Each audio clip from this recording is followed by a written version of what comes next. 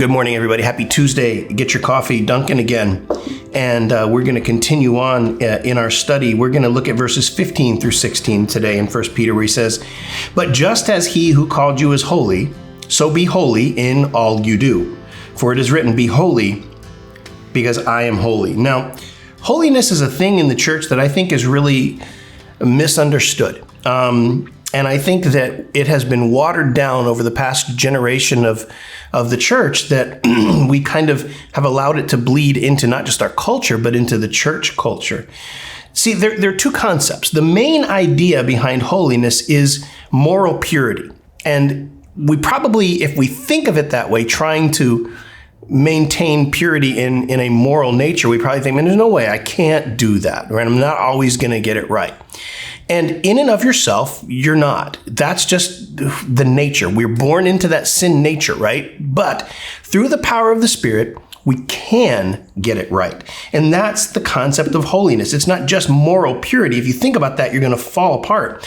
But I think if you think about it, in the truest term of the phrase being holy is to be set apart. And then when you throw in sanctification, set apart for God's purposes. So what is it then that sets you apart? And that is the indwelling of the Holy Spirit. That's the only thing that separates you from the world. You are indwelt by the Holy Spirit. So you should be not just different, drastically different. So what is that difference? Holiness is that difference. You don't conform to the ways of the world. You don't use profanity. You don't do the things that you know that God would not be pleased with. And you don't do it willingly because you serve your King. See, when we partner with God in that being set apartness, when we do that, I'll just call it apartness, we understand that God is not just some Superman. We don't see his love as anything other than a holy love, and we don't see his justice as anything other than holy justice, and so on with all of his attributes, because it's not just something he does because he's Superman.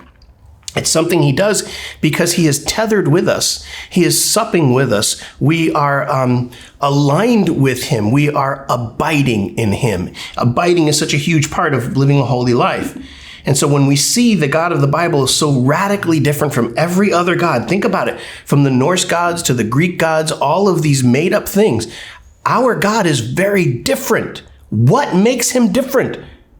Because other gods are attributed to having all power and omniscience and all of these things, but not holiness.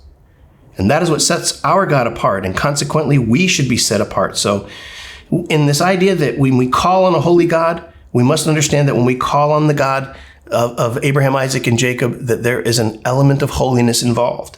And we are to be held accountable to that. And that's why Peter says this very matter-of-factly. But just as he who called you is holy, just as he is, so be holy in all that you do. For it is written, be holy because I am holy. So your devotion, be holy. That's pretty much it. Guys, as always, remember to like, subscribe, hit the bell icon so you can be made aware every time we put out a video. Go out and bless somebody else today. Don't expect anything in return. Watch what happens in your life. We'll see you.